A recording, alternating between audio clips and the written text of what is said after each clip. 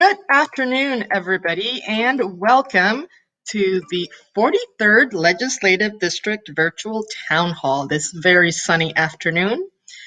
So, with you are Senator Jamie Peterson, Representative Nicole Macri, and Representative Frank Chop, and they will start with opening remarks. But before I turn them over to you, please, if you have questions, please put them into the comment section of the Facebook or YouTube platform, wherever you are watching us.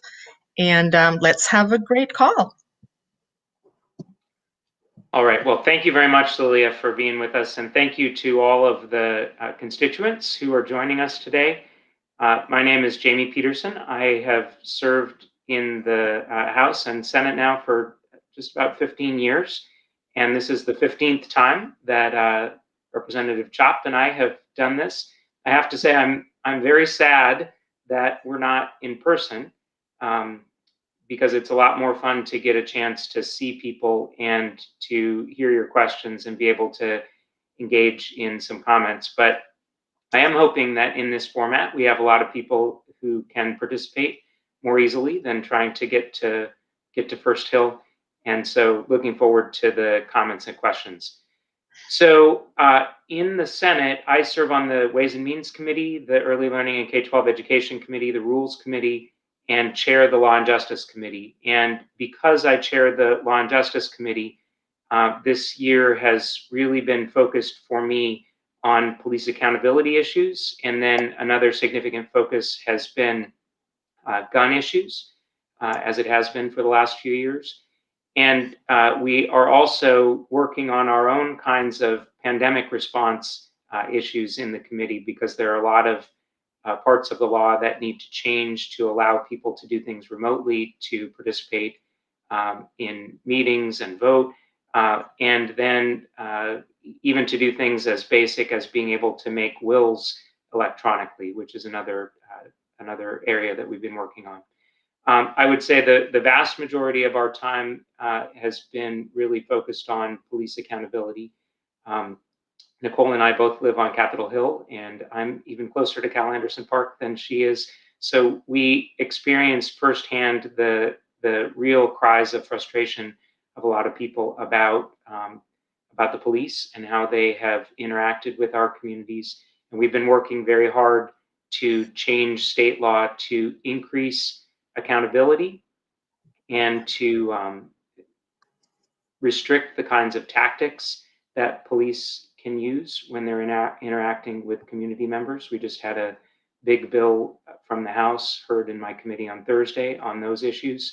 And then to make sure that when there are problems, there are independent investigations that really get to the truth and make sure that family members can feel a sense of closure and justice out of those situations. We also had a huge milestone in the Senate. I guess is that a week ago or two? It all sort of blurs now, but we passed for the first time ever out of the Senate a capital gains tax, which is going to help provide resources for something that Representative Chop has been leading on for the whole legislature, making sure that we make the investments that we've been promising for years in early learning and childcare, so that we can get kids off to a great start and make sure that we don't need to spend more money later in much less satisfying ways. So that's probably plenty for me to begin with. And I think I will turn it over to Representative Macri to go next. But just want to say before I do that, that it is an extreme pleasure to be working with both of them. They are such talented leaders and really helping get our whole state to a better place, whether it's on early learning and education or tax reform or on housing and homelessness. It's a great pleasure to work with both of them. So with that, Nicole, it's all you. Thank you, Jamie. And I just want to second those final comments you just made. I think it's very helpful for us to have a strong team, a delegation that can work well together and really shares the values and priorities of constituents in the district. It really, I think, serves our district well in the virtual Olympia this year. So everyone, hi, I'm Nicole Macri. I am have been the state representative, the newest member to this delegation. I was first elected in 2016, and so this is my 5th year in the legislature. I am serving on 2 committees this year. One is the Healthcare and Wellness Committee, which is a committee I've served on since the beginning of my time in the legislature. And I serve as a vice chair on the Appropriations Committee, which means I have been doing quite a lot of work this session in particular on operating budget issues, and I expect those to come up today in our Q&A. I think Jamie covered some of the highlights of the issues that we have seen this session. I'll say the House Democratic Caucus at the outset of this legislative session identified 4 top priorities for our caucus of House Democrats to be focused on, and those include COVID response, economic recovery, racial equity, and climate change. And I'll say at this, just over the midpoint in our legislative session, that we have seen Democrats in both chambers really focused on those issues, and we've seen a lot of progress in those areas. We're very fortunate to have Jamie leading, particularly on the police accountability and transparency issues. It is the centerpiece of the work we're doing on racial equity, but certainly not the only thing we're doing in terms of policy priority and budget investments to further racial justice in our state. Outside of the budget, have for a long time worked on issues of housing and homelessness in the legislature, and very fortunate to have a great partner and leader in Frank Chop. And we continue to do work there. Of course, now we are quite concerned about many people across our state who are struggling to maintain their housing due to the economic impacts of COVID. So there's been quite a lot of focus in that area this year. And I'll say on the budget work that I have been doing, we have, it has been the most complicated budget year, I think maybe in the history of the legislature. That is in part because of the uncertainty of the state of our economy and how that's evolved and sort of shifted over the past 12 months. But in addition to that, we've been fortunate to see the federal government pass numerous, at this point, packages related to COVID relief. And we have worked hard to incorporate those dollars into our state planning and to get those dollars out as quickly as possible. And as you know, just earlier this week, the president signed yet another sort of landmark relief package. And so we have been working hard to analyze the federal package to ensure that we're working swiftly to get dollars out to communities across our state to ensure both response and recovery, as we're calling it.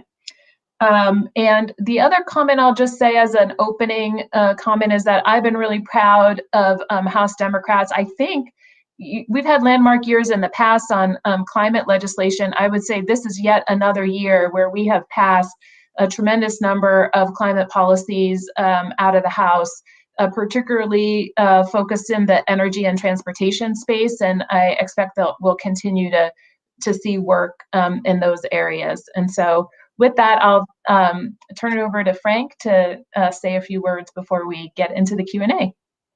Well, thanks, Nicole, and thanks, Jamie, very much. Thanks for your kind comments. The both of you are great to work with. You're true leaders in so many ways. Really enjoy working with you. And we're, I believe, an effective team for representing the 43rd District, but also looking out for people across the state. So the 4 areas I wanted to briefly mention, what I've been working on. Thanks, Jamie, for mentioning my work on the child care and early learning. It's one of the most important things facing the people of the state of Washington, and it's absolutely critical for economic recovery that we have a very healthy and robust child care and early learning system. Unfortunately, We only put about 1% of the state budget into it, and we want to more than double that. So we have a plan that passed through the House and also the Senate, by the way, in terms of huge investments in childcare learning, because it's so important for people to go to work for obvious reasons. But we also proposed a way to pay for it. Now, this is a plan it's called Fair Start for Our Kids. It's involving a lot of investments in what's called Early Childhood Education Assistance Program, and also Working Connected Childcare.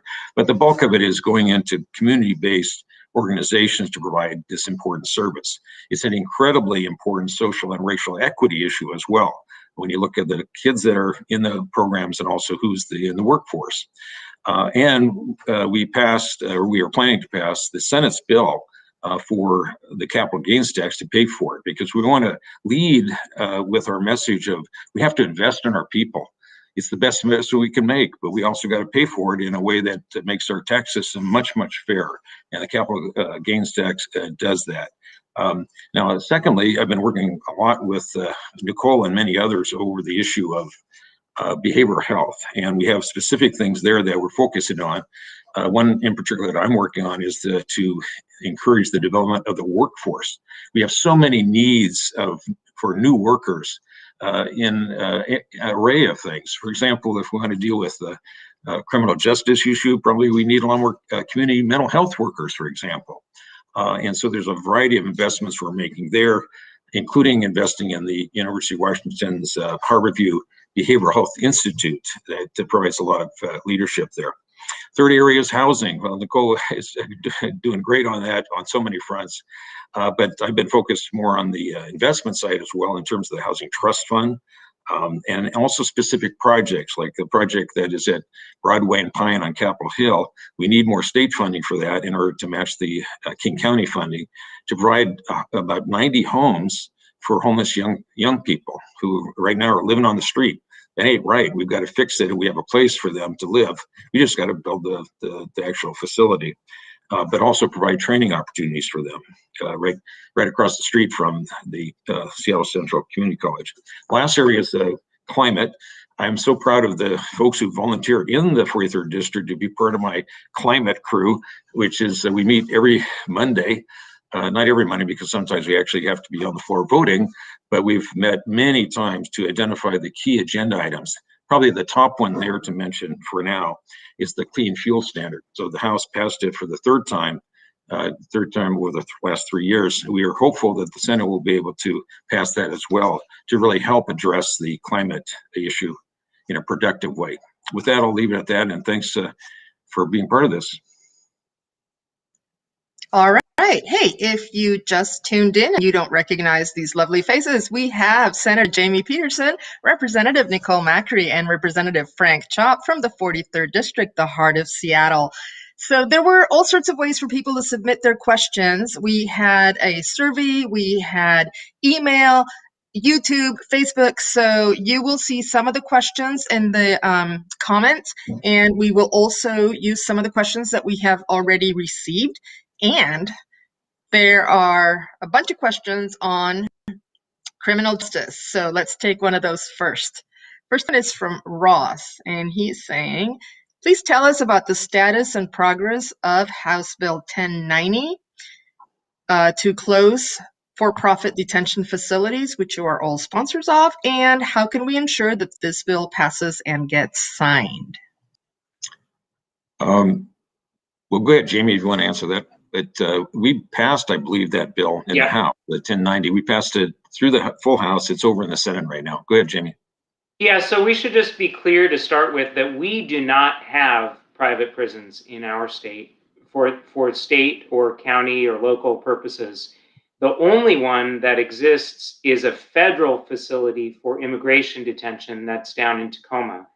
And the purpose of House Bill 1090 is to ensure that that facility closes and can't be the Northwest Detention Center for the Immigration Service can no longer operate with a private contractor, a detention facility. So House Bill 1090 is currently in the Senate Human Services Reentry and Rehabilitation Committee. I fully expect that the bill is going to get reported favorably out of there, and it's going to make it to the Senate floor and be passed. And that will be a good change for our state. All right. So, because there are a lot of questions on this issue, we're going to try to summarize some of those into one thing that says, what else have you planned to make our community safer for all, utilizing evidence-based best practices that have been shown in other communities to reduce police violence? So, members, maybe you can just give a general update on all the police accountability bills, the whole package. Thanks. Yeah, so we had a list of 12 bills that we had been thinking about before session, and 9 of those have passed the House and Senate, the chamber where they were introduced. In fact, one has already passed both the House and Senate. That's a bill about police misconduct and how that gets reported to prosecutors, the so-called Brady list. House Bill 1088. Another House bill that is far along in the process and has passed out of the House and out of committee in the Senate is House Bill 1089, which has to do with granting the auditor the ability to go in and look at how deadly force investigations are done to make sure that the law is being followed and that justice is being done for all the folks who are involved. There are 3 other significant House bills that passed out of the House. House Bill 1054, which contains most of the 8 can't wait reforms on police tactics. Those include things such as preventing shooting at moving vehicles, prohibiting the use of chokeholds and neck restraints, restricting the use of tear gas, and preventing police from covering up their badges and from using no-knock warrants. We had a public hearing on that bill in the Senate Law and Justice Committee on Thursday, this past Thursday. There's a bill that we're going to be hearing on Monday, 1267 House bill, that would create the new Office of Independent Investigations for the state, and all deadly force investigations would automatically be taken out of the hands of local law enforcement and would be conducted by that new state office under that proposal. And there's a 5th House bill, House Bill 1310, that would create a new statewide standard for the use of force by police. We're hearing that bill in my committee on Tuesday this next week. We expect to pass all 3 of those bills. I've set them for a vote this coming Thursday. All 3 of them are going to have to go on to the Senate Ways and Means Committee, so I'll be seeing them again there shortly. The Senate passed 4 significant pieces of police reform legislation. Those include my bill, Senate Bill 5051, which would reform the Criminal Justice Training Commission and give it much broader authority to decertify officers. In other words, prevent them from working as officers if they engaged in significant misconduct or violated their professional standards. And that authority would exist regardless of what happened in any local arbitration under their collective bargaining agreements. We also passed Senate Bill 5066 by Senator Ingram, which will establish a duty to intervene and a duty to report when officers witness other officers using excessive force. That's the kind of thing that we saw in the George Floyd case, with the other officers just standing by and seeing that unconscionable behavior continue and not doing anything about it.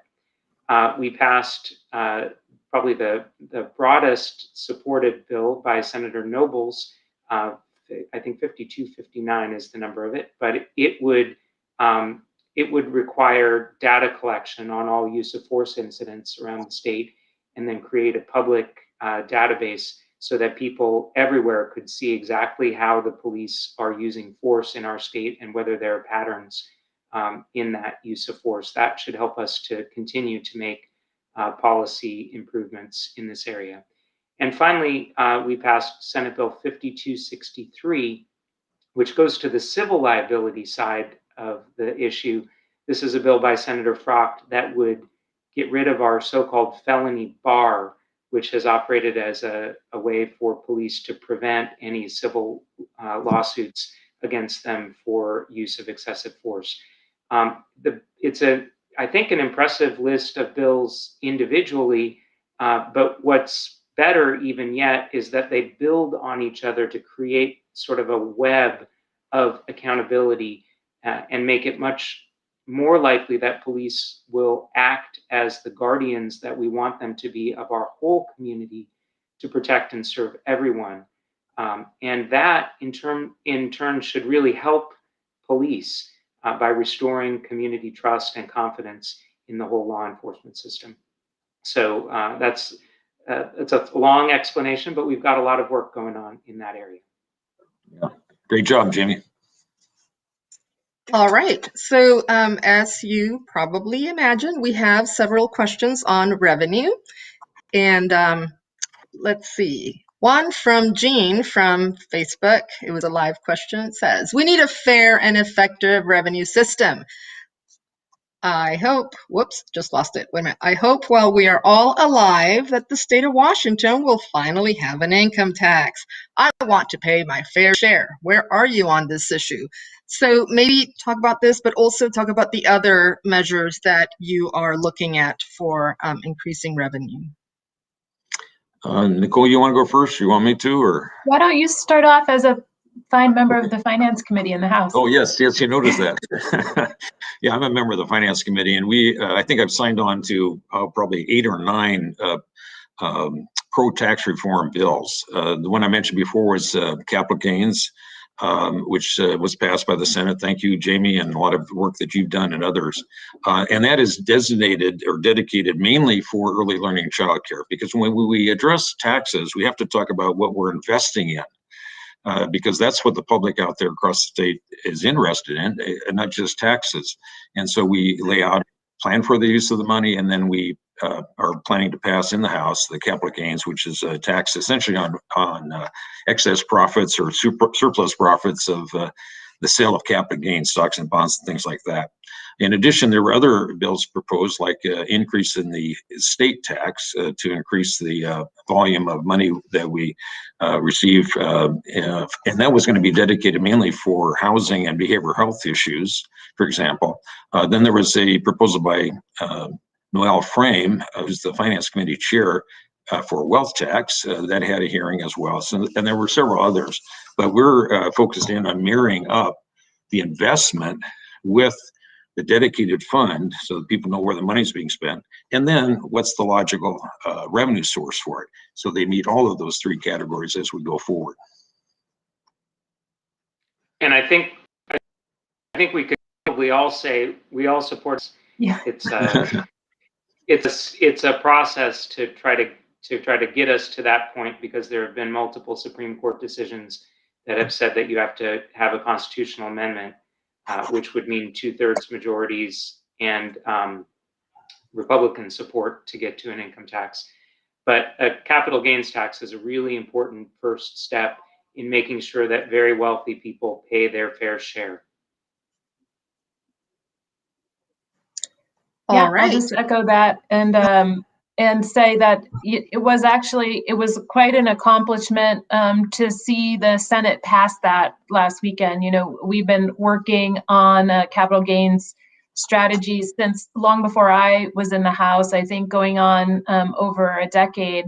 And so while I think in the 43rd, all 3 of us agree there's a lot more to do to move us towards progressive reform of our tax code, we should all be celebrating the progress that happened with that vote last weekend. And I know I can speak for Frank on this. We're very excited to see that policy get over the finish line in the House.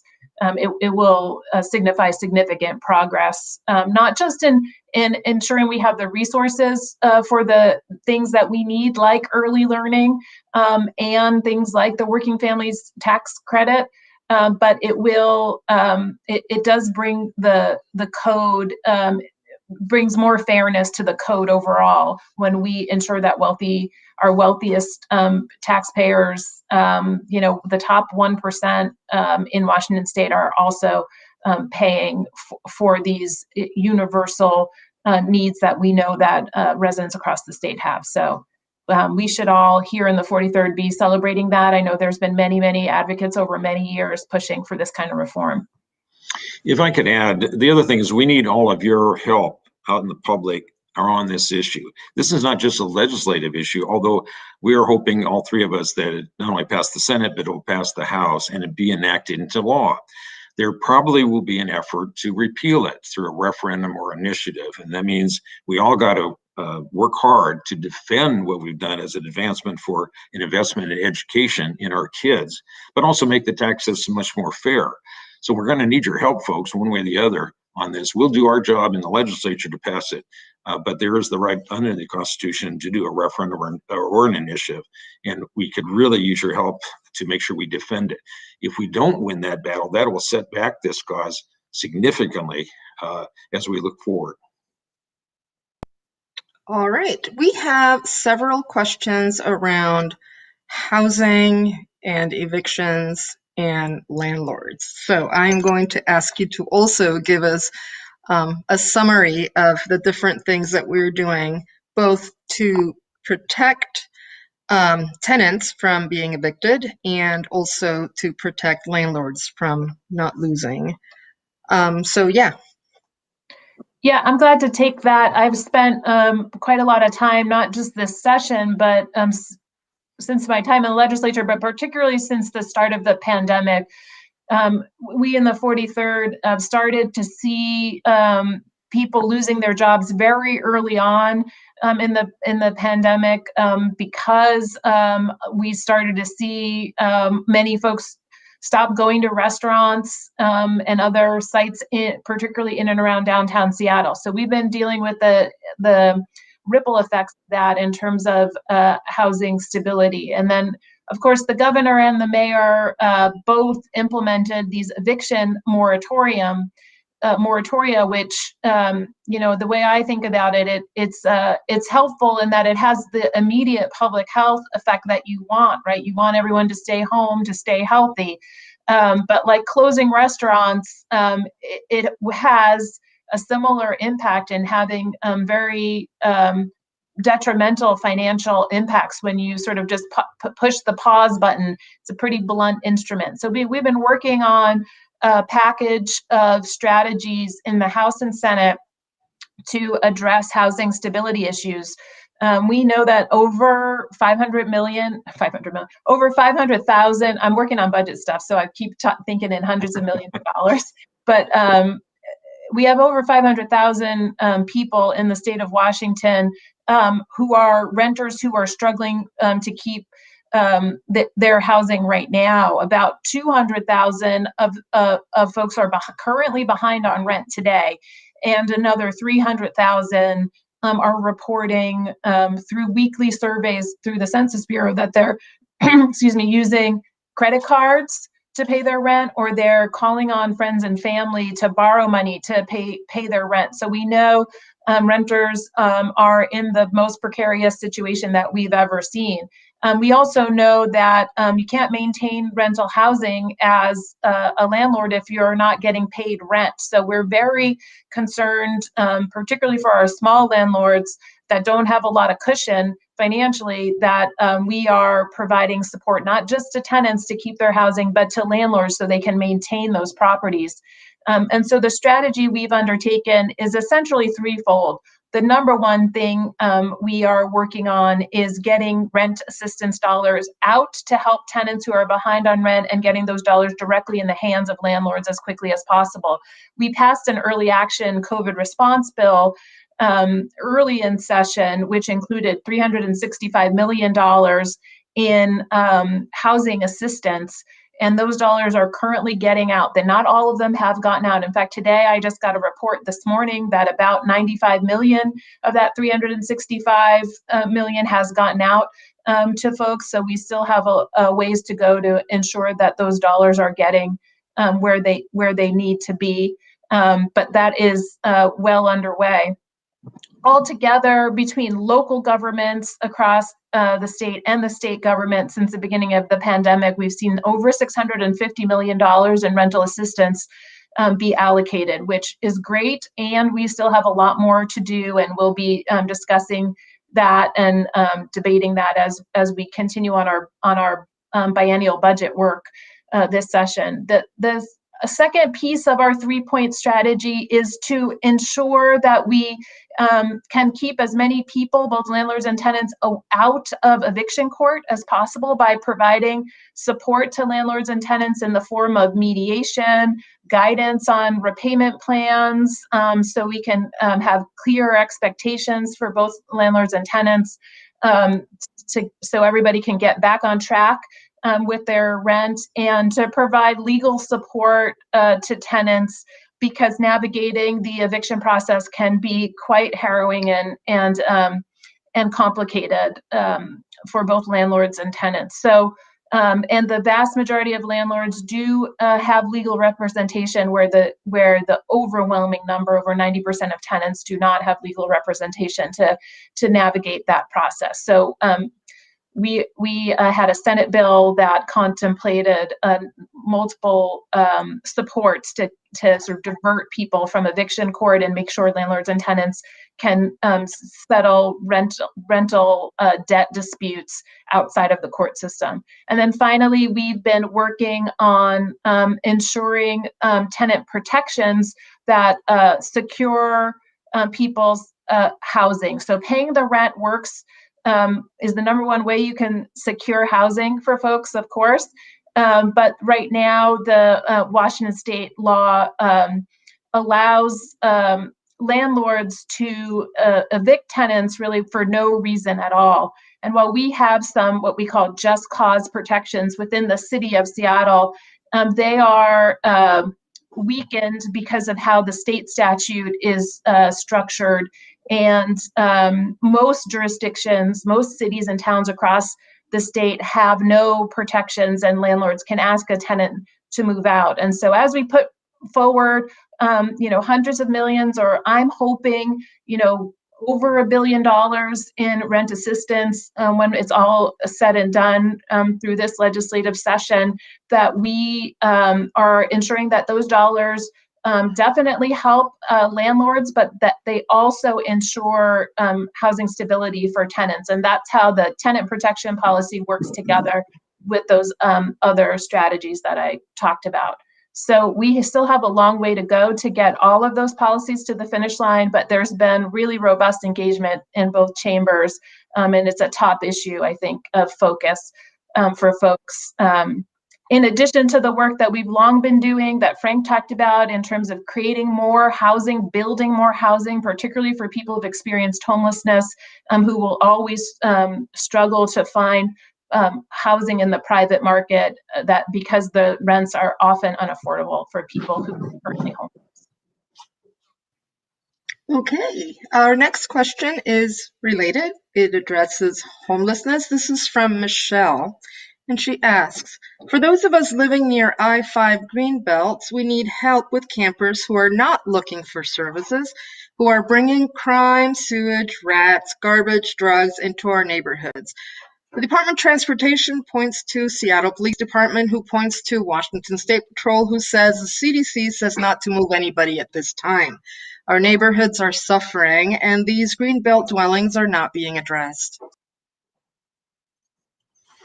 Well, good. No, go. Oh, good. Yeah, I think, thank you for that question, Michelle, because you put it well, and you've underscored one of the big concerns that I have had, which is that big question mark: who is responsible for people when they're struggling outdoors to survive, and who is responsible for the ripple impacts that impact not just the people struggling to survive, but all of us in the surrounding area, those of us who are housed and unhoused alike. And so we've been, I've been doing a lot of work, particularly in the budget, to look at ways we increase our investments at the state level to get out to local communities, not just in the capital budget, which is so important that we're building housing opportunities for folks, and the state capital budget this year, the governor has proposed including dollars to help communities acquire properties for shelter uses as well, not just permanent housing, which I support both investments in both of those areas, but I've been working on how we dramatically increase our operating budget investments in responding to homelessness. So that way we are actually getting at the heart of the issue, helping people get into safe spaces so we don't have to spend dollars focused on the kind of cleanups that, have become the focus, particularly of local government at the City of Seattle level, as we struggle to have enough places for people indoors.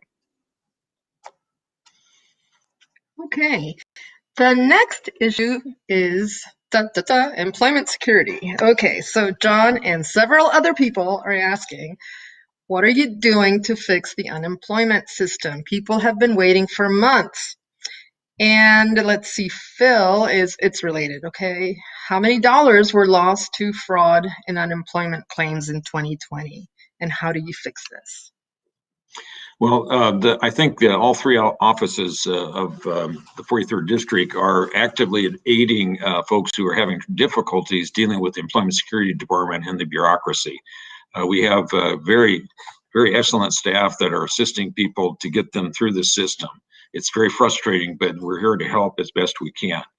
The second thing I want to say is that actually, if you look across the nation in terms of the quality and the breadth and the importance of the unemployment insurance system, Washington State is at the top of the heap in terms of benefits for people, particularly for lower wage workers.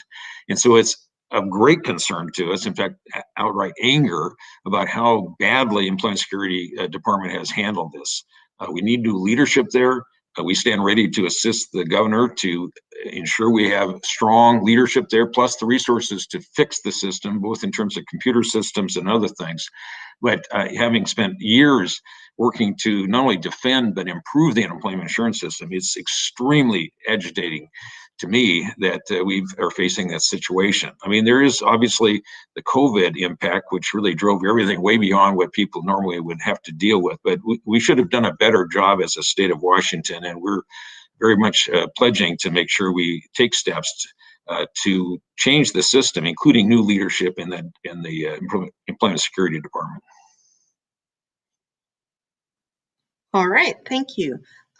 So now we're going to switch to a different topic altogether, transportation. There's a big package that you are working on right now, and there are numerous questions about that. But let's see, Ross from Facebook, he's saying, can you update us on what is happening for transportation and what you are doing to support bike, pedestrian, and transit investments in particular? So, and then, talk a little more about the big package and what that entails for your district. Yeah, well, I'll say the House, our House Transportation Chair, Jake Fye, along with a whole team in the House Transportation Committee, worked over the past many months leading up to session and doing numerous listening sessions around the state, I think over 90 listening sessions to put together a robust transportation package, which is very forward-thinking and includes new and some progressive revenue streams. It's quite an ambitious package, so I want to be clear about that it's uncertain to me right now, as someone who does not serve on the Transportation Committee, to what extent we'll see an enormous package like that pass this session. But it has put out some great things, including unprecedented investments in what we call the multimodal account to build out bike and transit and infrastructure across the state, and looks at things like building out electrification infrastructure for electric vehicles, and really moving us towards more of a clean transportation future. And so it has been exciting, and it has elicited a lot of good conversation, I think, in both chambers.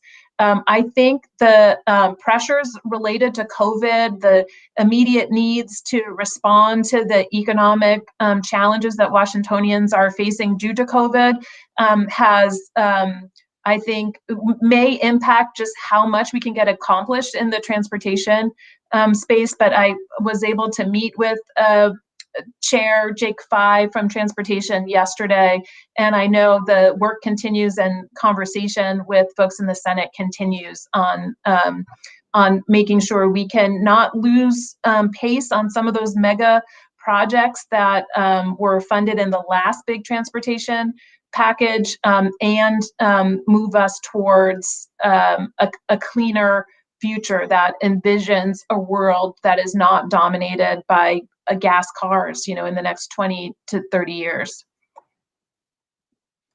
And I'll just add from the Senate side, I agree with everything that Nicole is saying. We have a few other big obstacles that we're trying to tackle. One is that we have this federal court decision requiring us to replace all of these fish blocking culverts under state highways. And over the course of the next 10 or 15 years, we have literally billions of dollars of work to do to make sure that salmon can get through to their spawning grounds. So that is a significant cost that's being borne right now by the transportation budget. And part of the conversation that's going on is whether there might be other fund sources that could take some of the responsibility away. The other thing that, of course, we're all very familiar with here in Seattle is we've got our bridge to West Seattle that is closed and not functioning. It's in that way sort of a silver lining that we're going through the pandemic right now, and we have a lot fewer people commuting. But we have that, and we have the very dangerous and outdated Magnolia Bridge. We have the I-5 bridge over the Columbia River. All of those things need to be part of a new package that will be paired with the multimodal investments that Nicole was talking about. I'm also not sure whether that'll come together this year, but it seems like it's possible, and our colleagues are certainly working very hard to try to bring that together if they can. If I could add just a comment here, I noticed that Tim Gould is asked about 20 questions there. I want to point out that Tim is a member of our climate crew, where we meet with him regularly, plus a whole bunch of other constituents, to talk about what next for transportation and climate. And one of the things that's very, very different this year compared to anything over the last 30 years is that the federal government may actually pass an infrastructure package. I mean, you got the new president who, wow, I think is doing pretty damn good, frankly, in getting that rescue package through. And he's, I think, poised with a whole bunch of support, like Patty Murray, for example. She's a tremendous leader in that regard, to pass an infrastructure package, which means that for the first time in decades, the federal government's going to be a much bigger partner, particularly on rail projects, because, the president likes to ride the rails to work, basically. And in the past, it used to be like the state of Washington would, in the deep past, the state government would put up 10% of the money and the feds would provide 90%. Well, for the last 30 years, that's been reversed. The states had to come up with 90% of the money and only 10% from the federal government.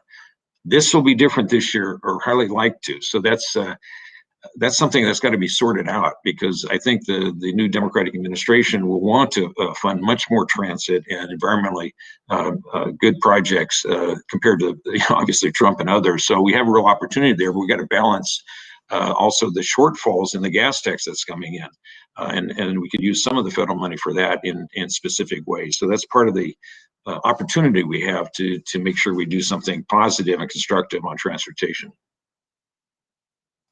Okay, before we pivot to our next subject, which is healthcare, there is another transportation question. John is asking, what about the 520 and getting rid of the second Montlake Bridge to save money for a project that is over budget with reduced tolls? Say that I was on the phone this last week with Senator Hobbs, the Transportation Committee Chair in the Senate, making that exact suggestion to him, that we could save over 100 out of the project and help put it back in balance if they just took away the second bascule bridge in Montlake that's proposed. It isn't necessary. It doesn't make the intersection there work any better. And I really think that we could avoid doing that and bring the project to a conclusion more in balance and without causing harm to the community down there. Okay, as promised, we are moving on to healthcare.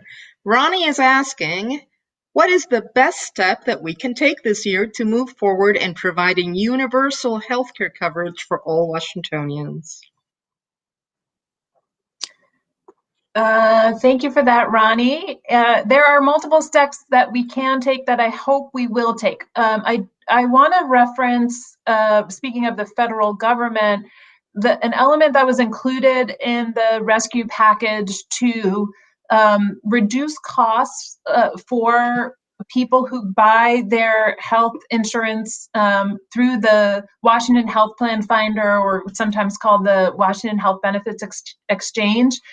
These changes at the federal level will increase tax credits and subsidies for individuals to make health insurance far more affordable. So that is a great step.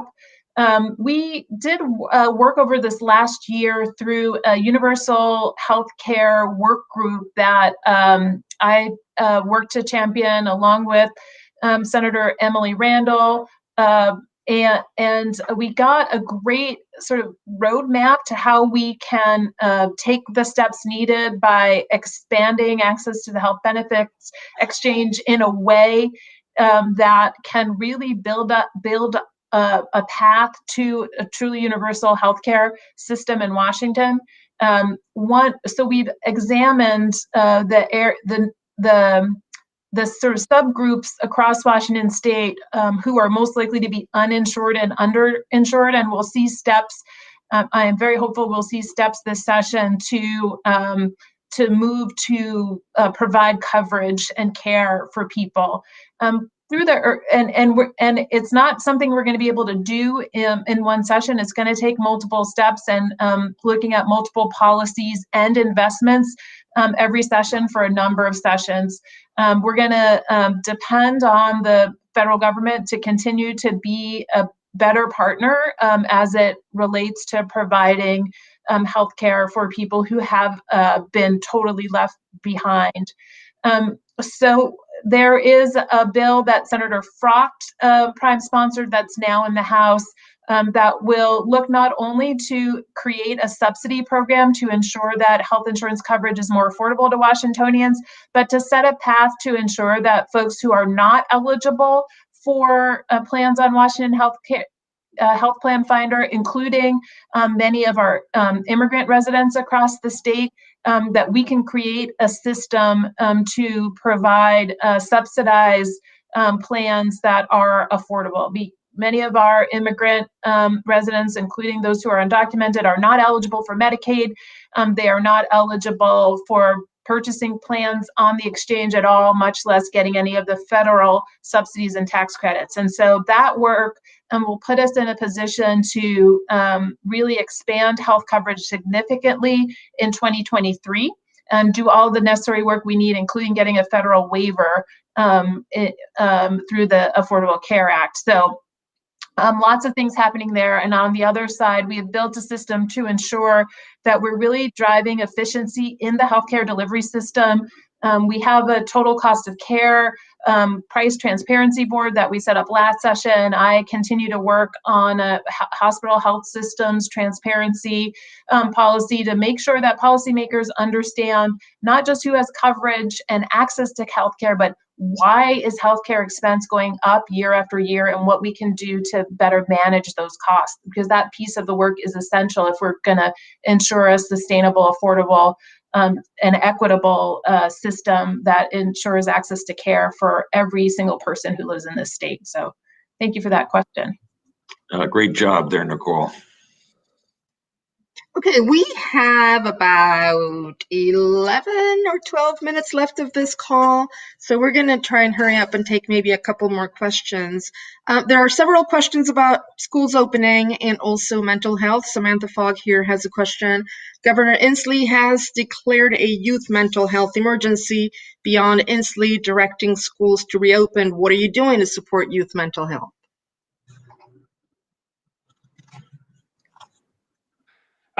Well, so let me say first that I am really glad that the governor took decisive action. I hope that the schools reopen as quickly as possible. The suicide rate for youth has just skyrocketed in the last year, and there's a lot of evidence to suggest that that's because youth are isolated at home, not without sort of supports that they would have at school from their friends and teachers, being able to spot when things are going wrong for them. So I think getting schools reopened now that we have a path for all educators to get vaccinated, getting schools reopened as quickly as possible is really in everyone's best interest. The Senate passed, I think it's Senate Bill 5030 regarding counselors in schools, and I'm hopeful that we'll be putting significant resources in the operating budget into making sure that the schools, when they do reopen, have significant resources in terms of mental health for our students. That is something that Seattle has had to fund primarily at the local level, and the state needs to do a better job, and I think is going to be on a path toward doing a better job to making sure that it provides those resources. I would like to, if I could for a minute, talk about an effort that we've been leading in the House that we're hoping that we'll be passing a bill over to the Senate later this week to establish a new statewide crisis response line for behavioral health, both in terms of suicide prevention as well as behavioral health crisis response. This will not only be essential for children's and youth mental health and behavioral health more broadly in terms of easier access to crisis response services and connection to behavioral health care generally, but I think speaks to the earlier question about what are we doing to reduce police violence. We know that police officers respond too often to people in mental health or substance use related crisis, and that often we see bad outcomes. Not because of bad intentions, but because law enforcement is not well set up or trained to respond to such crises. There was federal action earlier in 2020 to set up a national line. The 988 line was similar to the 911 line, would be a 3-digit number that would universally work across the United States. Washington is leading the nation in putting forth pretty robust legislation to get that 988 line stood up as quickly as possible.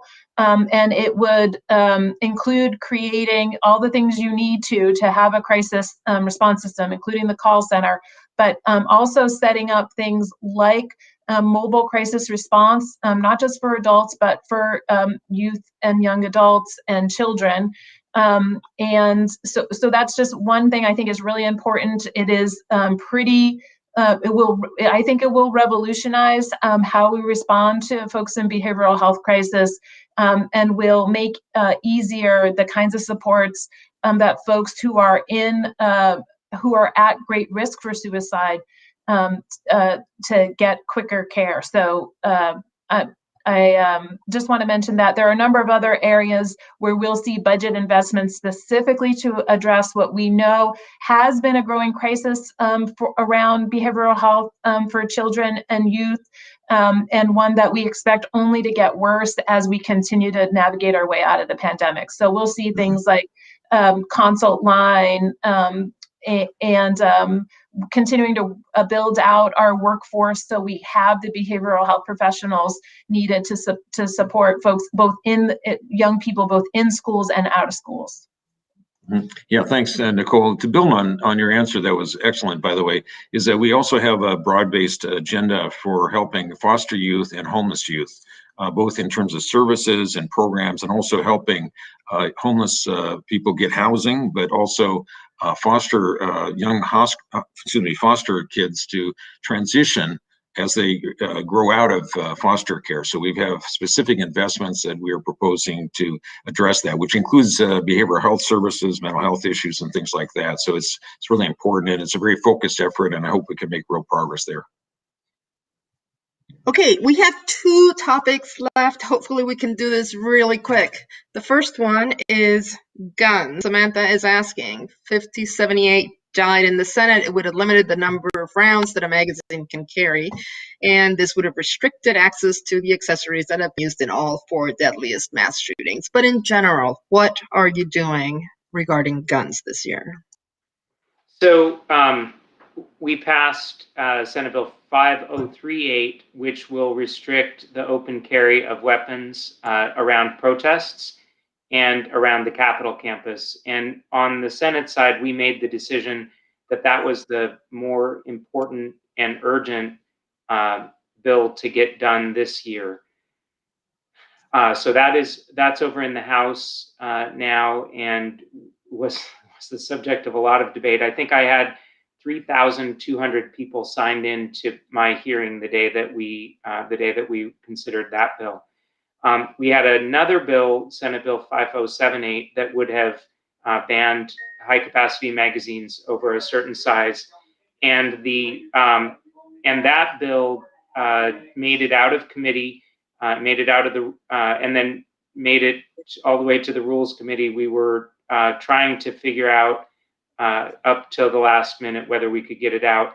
The good news, I think, from those conversations is that we have a good chance of getting it done next year, because I think a couple of the folks on the bubble in the Senate committed to us that they'll be willing to pass it next year. So I'm very hopeful that we'll have a chance to do that in 2022. Okay, before we go to closing remarks, let's talk a little bit about climate. The House passed the Clean Fuel Standards bill, and how's it going to fare in the Senate? That's one's for me too.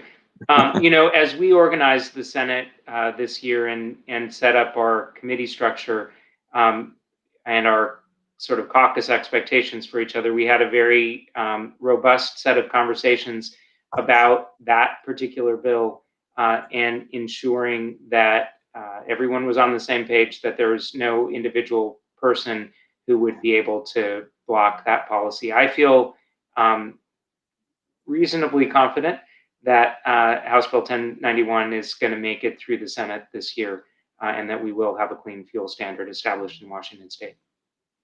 Great. All right, so next we have closing remarks. So let's start with the senator once again. Here I thought I could designate Frank to go first or something. Oh gosh. Hey, I guess the big thing that I want to say is this has been a super challenging year for all of us. I know that we hear every day, because we get hundreds of emails just about every day. There are a lot of people who are hurting, a lot of people who are struggling. I'm hoping that we're rounding the corner on the pandemic with the increasing availability of vaccines, and that the economy will start coming back to life. But we just got to acknowledge that this has been a really difficult time. We are doing everything that we can to try to help people through this time, to make sure that the resources of the state government, paired with now an amazing partnership from the federal government, are going to help our people make it through. And I am hopeful that when we come out of this, that with the work that we're doing on all of the areas that Nicole laid out, whether it's racial equity or climate change, that we're going to be building a better world than what we had before the pandemic.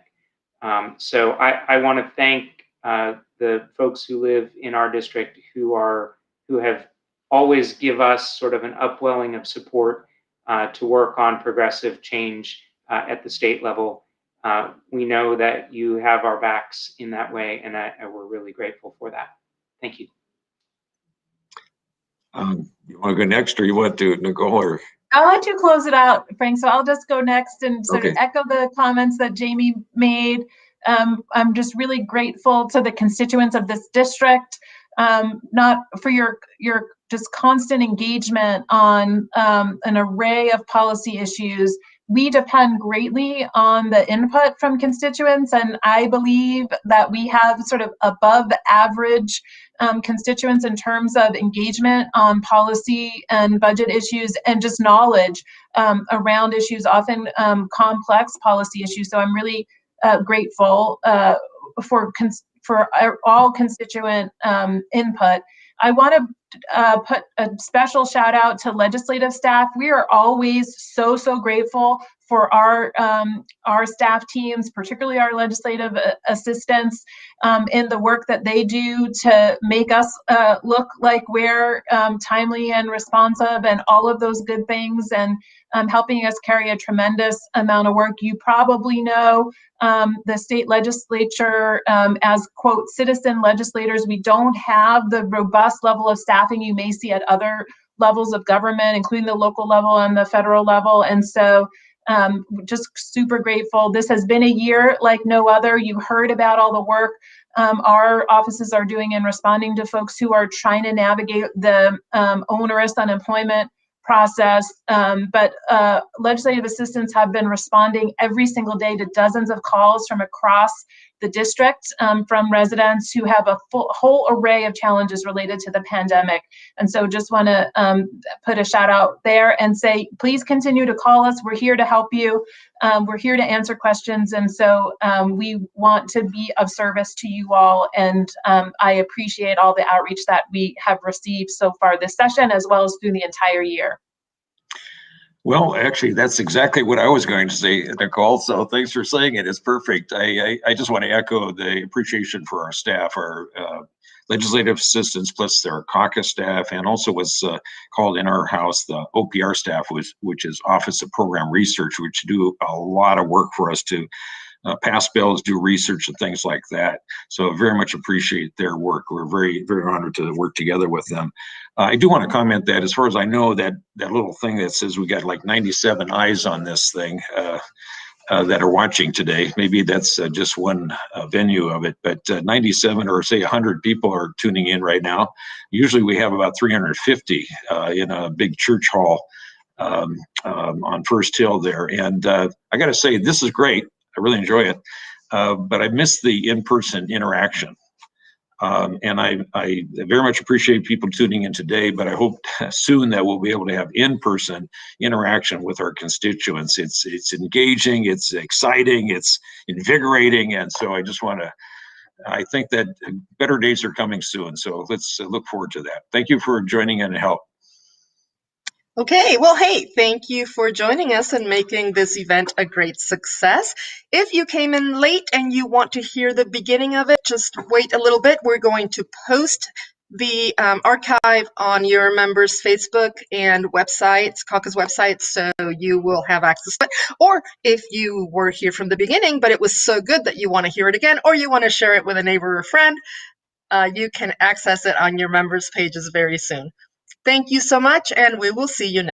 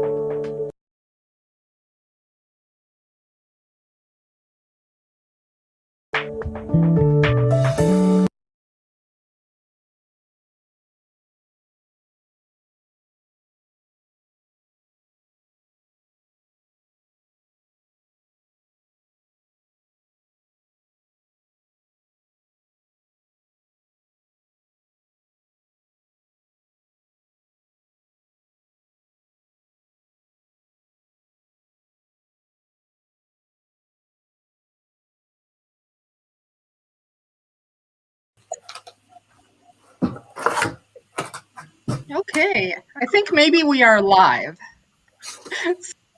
Let's try this.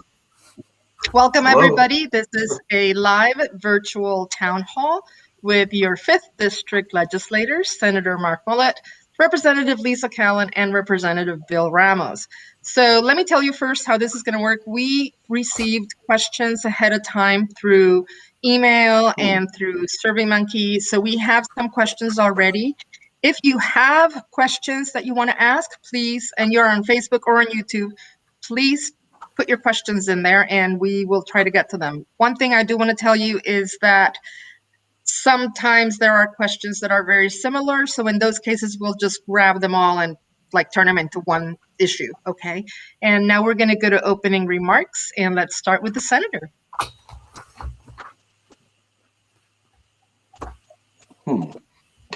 Having weird audio. I don't know about Bill and Lisa, but it's fine. I can hear you good. okay. I couldn't hear Lilia at all. Are we going?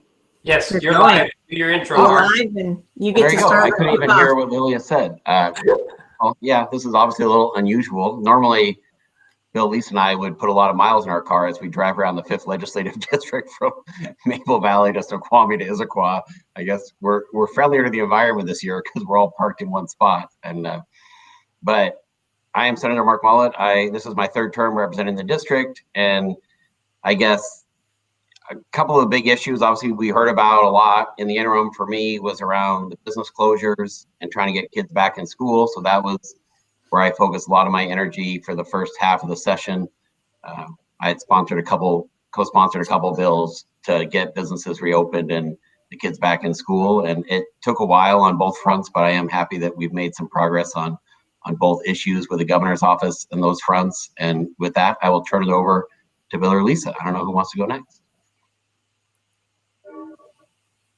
So hi, welcome. Thank you for putting up with a virtual town hall. We're excited to virtually see here and be here with all of you. It's hard because on our side, we don't get to actually see you. And that is very, that's a tough thing. We like to, at least I love to see your faces. And that was one of the great things about the in-person town halls is getting to shake your hand and getting to have, more person-to-person conversations. So I appreciate you all showing up today. And, if your questions don't get answered and all of that, I just want to make sure you feel free to reach out to all of our offices and just really plug in and connect with us. We're definitely there to do that. So this session, I am serving on the Children, Youth, and Families Committee. I am serving on the Education K-12 Committee, and I'm also serving as Vice Chair on the Capital Committee on the House side. And I certainly came into this session full on wanting to make sure that we were addressing equity issues, making sure we were addressing our healthcare issues, and absolutely want to make sure that we were dealing with recovery and stimulus. And of course, wanting to take action around climate, making sure that we're doing all we can to create some sustainability of where we need to go in our climate crisis. So with all of those fronts, my actual bill movement has been very targeted towards the behavioral health needs of our family and our youth. I took over as chair of the Children and Youth Behavioral Health Work Group that the state runs this interim, and have done a lot of work in that regard. So really focusing on this first part of session around the healthcare, and then of course doing all of the work we can to make sure that we're doing what we can do to get our schools rolling and in motion and supported, and some budgets stability, and of course some economic relief and support for our businesses, and in particular our small businesses. So thanks for being here, and looking forward to talking to you through our questions. Thanks, Lisa and Mark. Bill Ramos, again, great to be here. Again, as everyone else says, it really miss seeing everybody in person and getting that much more connection as we talked about the issues. Hopefully, as things progress, we'll be able to do that in the near future. So of course we're working on all the obvious things from COVID and the recovery in schools and businesses and all those things, and not to diminish those at all, but to add to that, the other things I've definitely focused on this session. The first one starting last spring, early summer, along with the rest of our society, I started with the policing policy leadership team and focusing a lot on police and criminal justice reform issues. I've also, since that time, since in the last session, been working a lot in our transportation arena, putting together a new transportation package proposal. And that's going to be a big topic of conversation. And as we go on, we'll give you more details in all these. And always, I'm working in the environmental side under natural resources in the committee. I'm there also. So those are the kind of the three focus areas I've got besides the obvious ones we're all working on. So I think that's a good wrap up. We'll get into some of these questions in a little more detail as we go along. So I'm so glad you're here, and thank you. All right, thank you.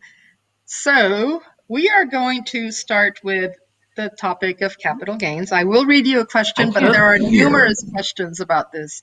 Oh, the senator can't hear me. Okay. Yeah, I'm having a harder time hearing Lilia for some reason, but okay, go ahead. You're cutting out for me as well. Yeah, a little bit here too. Oh my goodness. Okay, well, let's see if we can do this. The first question, it is from Ron, and he says, although I am in favor of a more progressive taxation system for Washington, I am somewhat concerned about the addition of a capital gains tax as it relates to retired Washingtonians with minimal or no significant earned income. This form of taxation will disproportionately affect retirees who may live exclusively on capital gains distributions. So if the senator could not hear me, would one of you please just relay the issue so that— No, I heard that. That was fine. That came through totally fine. So I don't know, but the technical issues will sort themselves out, and I'll wave if I, for some reason, can't hear you. But the Senate was the first one to vote on the capital gains tax. They did it last weekend, actually, and I was one of the 3 Democrats to not support the vote. For me, the primary focus was on our state revenues. So in the last recession back in 08-09, there was some pretty substantial cuts to the safety net in the state of Washington. And when not just the capital gains tax, but every single tax increase that I see in front of me, whether that when I was on the Issaquah City Council or in the state legislature, the first place I look is what are the revenues we have at our disposal, and can those revenues, 1, protect the safety net that we currently provide, and 2, does it give us the flexibility to make the investments that we need to make that people in Washington rely on? And I felt this case, we could do both. I mean, there was some irony to me in the Senate vote that we passed a huge investment in early learning and childcare on the same day we passed the capital gains tax, but the childcare and early learning investments we were able to make from our existing resources in our state budget. And I was not supportive of that tax. And to be honest, any tax that I feel, I'm always going to view it as a last resort. I think if we have the resources in our state treasury to fund the essential services and make critical investments, then I'm not going to be looking to support new taxes at any point. You want to head up, Lisa? Go ahead. Yeah, sure. So from my perspective, I think one of the things we definitely want to do is make sure that everybody's working off of the facts around the capital gains excise bill that came through. So it will not, to Ron's question, I think it was Ron that asked the question, it does not affect any kind of retirement savings or accounts. It really is around gains, really mostly on stocks and bonds that are sold in excess of where you've seen gains in a given year of over $250,000. So out of I think there's like looking up that number, I think it's like 3.4 million tax returns in the state of Washington. After the Senate amendments, only 8,000 people are estimated to have to be impacted by this tax. That's a very small number. The sale of real estate has been exempted, for example. So if there's a case where there might be any kind of asset that has an overlap with the B&O tax, that was taken care of. So I think from my perspective, the narrow bandwidth of what we're talking about and the amount of revenue that's coming in that is targeted towards early learning. I know that Senator Millett talked about the Fair Start Act, and the Senate sounds like they have a pathway forward to fund that. That's not the funding pathway that we're seeing in the House. And we know that whatever dollars are coming in from federal stimulus are short-term dollars. So we know that we need to make sure that we've got that funding available. And I will also tell you that right now, even before the pandemic, we had a significant shortfall in our behavioral health responses across the state and what we're doing, especially for our kids. Senator Mullet has this great bill around school counselors that I'm supporting in the House right now, and we're trying to get through the bottom line.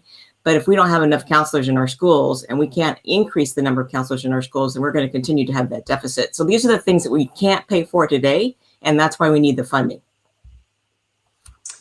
Thank you. And I'll add to that. My way of looking at taxes, to me, we have everybody has heard this before, regressive tax structure, where the folks making minimum wage pay about 18% of their wages in taxes, and the folks in the higher economic structure pay about 3%. So there's about a 6-fold increase in the amount of folks' taxes that people pay in the lower side. That has to change. That's not fair. It's not right. And so my goal is to hopefully shift that burden to a more fair thing. So that's the first one I like to do when we talk about taxes, is shift that burden. And also to only need new taxes if we're really funding something we don't have the money for now. As we talked about here, the Senate has passed this bill. It hasn't come to the House yet. So we will be haven't even started hearings on it yet. I was thinking they're going to start this next week or so. And so it'll be coming to us for discussion, and we'll get into those details.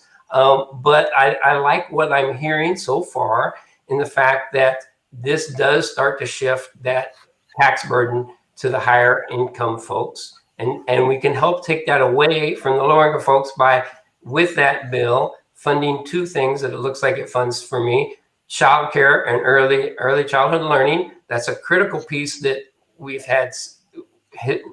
had trouble with funding these things in the past. It's even worse now with the pandemic. We have to figure out a way to do that. That's going to bring about good quality education. That's fairness. That's getting people to work because their kids have a place that they can take care of. That's a critical piece of getting our economy back. And the working families tax exemption which is a piece we did pass in the House, which is a critical piece of getting money back again into the hands of the folks that are not making that much money as kind of a rebate on their sales tax that they pay. That's a critical piece. So we have not voted for it yet. There's possible changes to come. So we don't know exactly how that's going to come out of the House, assuming it does. And we'll have to look at those details as they happen. But the way it's structured now is a step in the right direction for me as far as how to rebalance this tax code and pay for some of those things that we need to help us recover from this pandemic. Okay. So another issue that we have gotten a number of questions on is kids going back to school. So the question is kind of, when will our kids be back in school 5 days a week? 5 days a week. Rep Callan, please start with that as you lead us on the K-12 Education Committee. Yeah. Well, certainly I can say from my perspective, I'm all about what we can do to try to get our kids back into schools. I've talked about my emphasis around behavioral health and the needs for our youth, and the amount of increase of youth and teen suicide and suicide ideation just from the beginning of the year, I think has increased 25%. It is dire, it is a crisis, and we need to do something about it. And certainly making sure that our kids have what they need through our public schools it's key. And it truly is paramount. And our state has always stood there. It's important that we do it all, of course, in a healthy and a safe way. And I think all of the school districts in the 5th, I stay in touch with them. I stay in close touch with them. I have conversations with the superintendents, and I reach out and connect with them regularly. And they were all ready and planning to get back in some form or fashion by the end of April. And we're right on track with the governor's executive order that was, I think it was Friday, was it Thursday or Friday, that came out.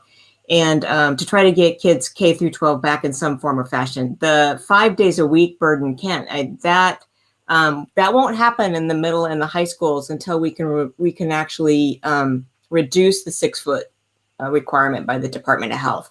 So I know I am constantly hitting refresh on the CDC guidelines and constantly looking at how that translates into what we can do here in Washington State and looking at the science and pushing hard to figure out that we stay and we track with the science around that so that we can reduce that footage. And then in the meantime, our school districts are doing a huge amount of work of trying to figure out how to get our kids back in the buildings at least part-time, right? And I think all of our school districts in the 5th were on that pathway.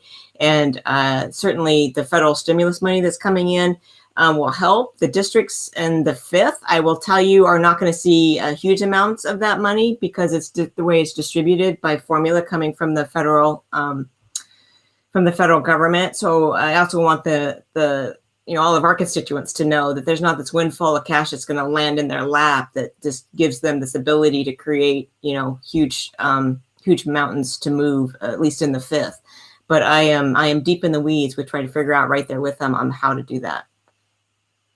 And I will say, I feel, obviously, I will give some credit to the families in Issaquah. They've been one of the most vocal in terms of trying to get kids back in school. I think some of the groups that are organized here have actually spilled over in some of the neighboring school districts, and they should know. I think their efforts pay dividends. I know I co-sponsored Senate Bill 5039 when the session started, which was, the first week of January. It was hard during, the past 9 months before session started, not having a voice really because we weren't in session. And so when session started, it was kind of refreshing to be able to have a voice again and really weigh in on these issues.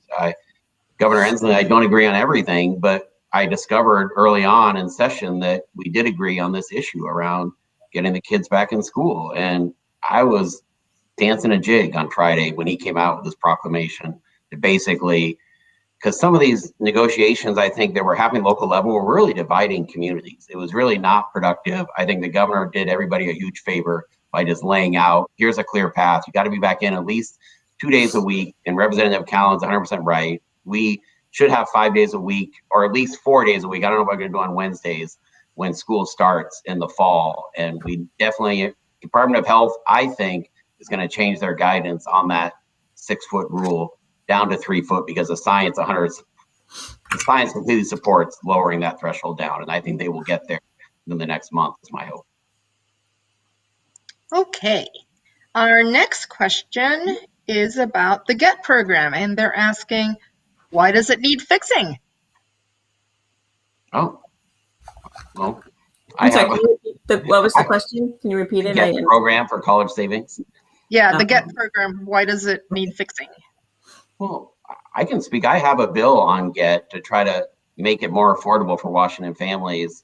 The price of a GET unit last year was $121. This is when for people who don't know about GET, it's when you buy tuition, like your kid could be in kindergarten and you go and you buy a year's worth of tuition equivalent at the UW, and then they will honor that when they graduate from high school. So it's basically buying college, at today's prices for 15 years down the road when your kid goes to college. One of the challenges in the GET program right now is the price of the units was going up more than what the UW was actually increasing tuition by. And that's because the legislature has a policy that says tuition can only go up by inflation. Our state actuary would always assume that we're going to abandon that policy. And so the bill that I passed out of the Senate that's in the House now is going to make sure that GET units are staying more affordable for Washington families and would provide immediate relief for any family that bought GET units this past year. But I don't think GET is broken at all. I think the only thing we have to make sure is we keep it as affordable as possible for all Washington families who choose that program to save for their kids going to college. 5430 is the bill number, I think. It'll be coming your way at some point. All right, we'll keep an eye on. Okay, we have several questions on transportation. So let's see. Mary Lou Pauly, who you know, is asking, there's a term floating around out there, the transportation grand bargain. Can you explain what this means and what items you are supporting? I'll jump into that one first. And the grand bargain is interesting. The terms right now, as far as the transportation package goes, which is usually packages are usually like 16-year program to fund and expand beyond the normal transportation budgets. And the Senate has a few ideas, and the House has one idea, and there's a whole bunch of other ideas coming along with different carbon fees and cap and trade taxes, and there's just a whole bunch of things floating around: transportation, low carbon fuels, and so these things really they aren't independent of each other. If there is going to be a transportation package, we have to get to one, not three. And then these other things really fold into transportation. And so a lot of people say we have to somehow bring them all together. So we address all those at the same time, all dealing with transportation in that focus. So some people talk about that grand bargain, but there's definitely negotiation going on both sides of the rotunda, as well as the Senate has a few proposals that they have amongst themselves as well to deal with. And we can get into the details of that later, but that's kind of that grand bargain thing of putting it all together where it all makes sense and you don't have some things kind of conflicting with each other in that transportation arena. Okay, And sorry, go ahead. I would echo, I think, what Representative Ramos said, that I think for us, I think the three of us on this call, we want to see Highway 18 funded. Rep Ramos has also done an excellent job of getting a lot of other projects on the House list, not just Highway 18. I mean, like the roundabout out by Remlinger Farms and a lot of other great projects. But I think these three are connected, whether the price on carbon, the clean fuel standard, and the transportation package are basically, in my view, all in bed together. And the legislature, I think, can pass all three of them, or I get nervous that everything could die. And so my hope is everyone keeps an open mind on all three of those topics, and we try to get everything to the finish line by session end April 25th. Okay, staying on the same subject, because it's very much related, Nate is asking about State Route 18. How will you protect all types of wildlife? Wildlife, well, the news is that 18 is there already, and it has impacted wildlife, and it's been there for many years. Pretty much when we do any reconstruction, we'll go through an environmental analysis, whether that's SEPA or NEPA or both, acknowledge, but we will do that, and we can't do any harm to that. Hopefully we'll actually better things. If we're rebuilding stuff, we will do betterments to both fish passage, usually, as well as wildlife crossings. And so that works. When we're rebuilding things, we get to fix some of our past mistakes, and that's an advantage we have. That usually also drives up costs, because those things add that. If we're putting a bridge in versus a culvert, there's a lot of different additional costs to that. But where it's keeping fish habitat, it's keeping our salmon alive. Those are costs we're willing to, I think, take as a society, because that's what the right thing to do, and to keep our wildlife and our fish in a healthy state. Okay, we're switching gears completely here, folks. From Jeanette on Facebook, she's asking, could you address Senate Bill 5140, the Protecting Pregnancy and Miscarriage-Related Patient Care? I can speak to that. I don't think Rep. Callan and Rep. Ramos have seen it yet on the House side.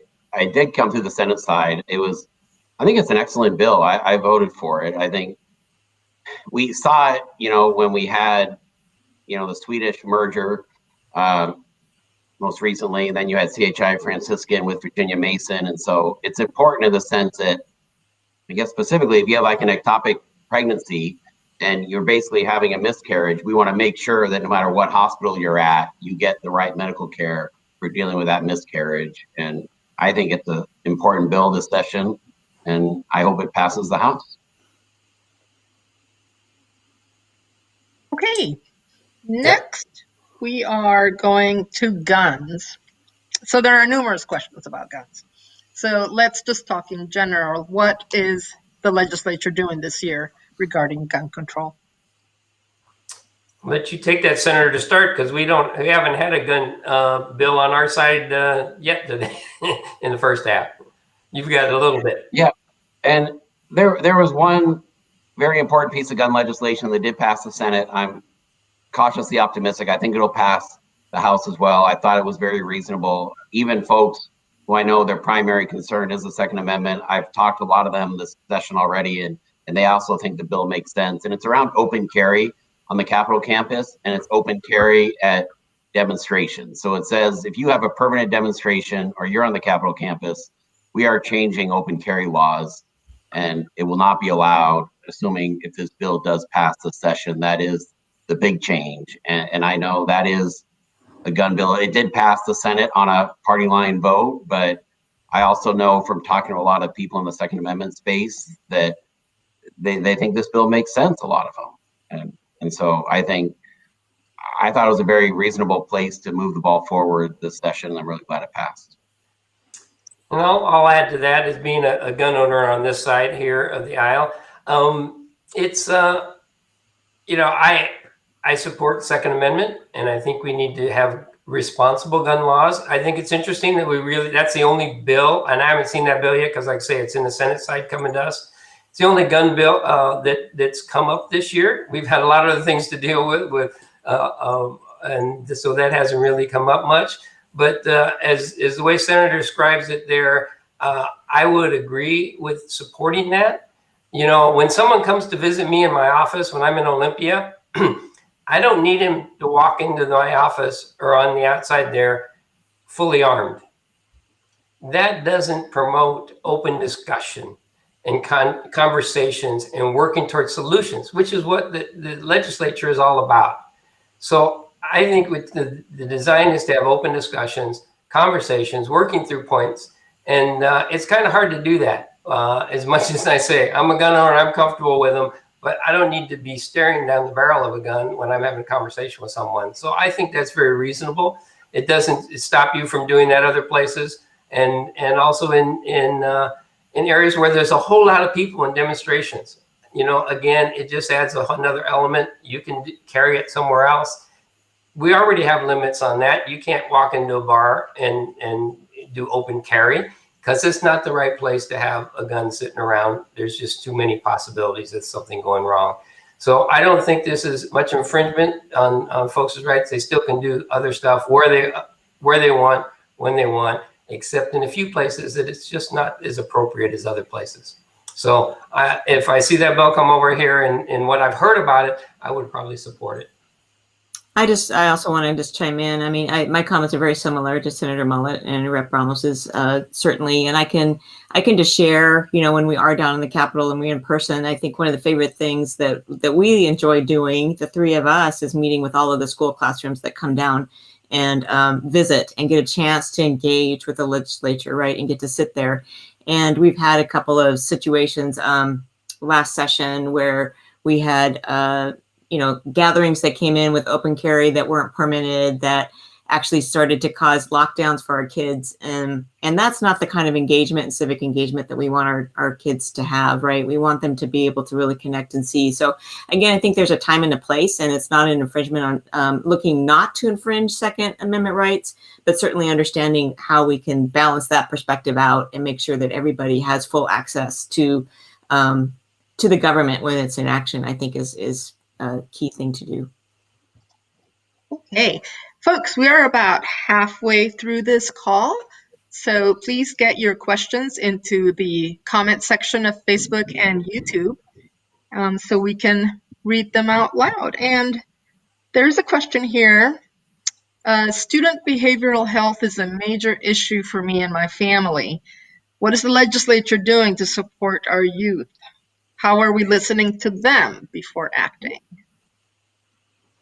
I love this question, and I so appreciate, I think the families in the Fifth are very engaged around behavioral health, and we have a lot of youth voice that is also very engaged. I know in all of the legislation that I bring forward, I have youth that are showing up that are from the Fifth to testify in committee hearings on the bills, and I know that they have been personally impacted. Everybody knows somebody you know, that is either for themselves or their family members or friends that have been impacted by some sort of behavioral health concern and worry, and our response around doing that. So as part of the Children Youth Behavioral Health work group, we brought forward several recommendations.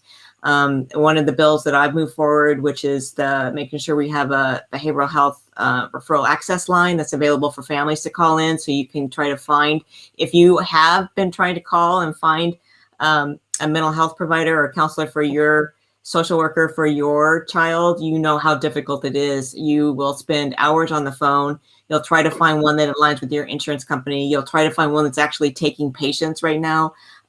It's the ability to even find somebody in the first place is huge. So this referral access line is one of the number one ways to make that happen. And they partner up with your insurance and your child's needs and your family's needs to try to make that happen. So we want to make sure that's moving forward. There's funding in the governor's budget for an increase of the mobile crisis units. There's some provisos that I've been requested into the governor's budget around specifically making sure we've got more access to behavioral health supports for our youth that are in crisis, those that are in shelters, those that are having those extreme challenges with family engagement. And what does that look like and mean? I mean, the list goes on, and I'm not sure who all sent that, but if you reach out to my office, I'd love to get you connected and also have you testify in our hearings coming to the Senate soon. So please do. Yeah, and I had one bill where I was in Lisa's committee in the House, Senate Bill 5030, was around school counselors. And it's on the premise that I'm optimistic this budget will also send out additional money for more school counselors. But the bill also clarifies that you have to let school counselors at least spend 80% of their time being school counselors. I know from my wife's experience teaching Issaquah, they just get pulled in a lot of directions. They get asked to proctor test and monitor recess and all these other things. And as we make additional investments in school counselors, we want to make sure that our schools are letting them be counselors. That'll get to the point we're looking at of making sure they're able to change kids' lives for the better, not get pulled in 8 different directions every day while they're at work. And hopefully that one will pass this year in the House. Yeah, and just to add to that, I mean, the whole for the mental health picture is continues on beyond that. I worked earlier last year in for counselors in the community colleges and university level, where folks need them there too. In our community, adults across the spectrum, it is hard to get to a counselor or therapist nowadays. And so some of our bills are working to really increase the qualified people to enter that field, get the schooling and education needed so they can fill those jobs, fill those needs so folks can find a counselor when they need it. Because you can't wait 2 years when you need a counselor. It doesn't work, right? So what can we do to do that? I think that's the big issue we're working on, is to get those folks trained, certified, and be available to everyone in our community. And when they're needed, because that's just a critical piece. And it starts with our kids, but it goes all the way up to seniors who have issues that need help with, right? It's across the life spectrum. So we're going to try to keep adding more and more folks in that with that education to help us. Thank you. Okay, we are switching gears completely. Let's see. Douglas is asking, any insight on House Bill 1019 allowing the legal growing of marijuana at home? Why is Washington one of the only 2 states that allow recreational use but don't allow homegrown? I think that bill has died on the House side. I don't think it went forward at all on that. And so I don't know the intricacies of the bill itself, since I hadn't had a chance to actually vote on it and dive into it and read it before it came out of committee. Certainly, I think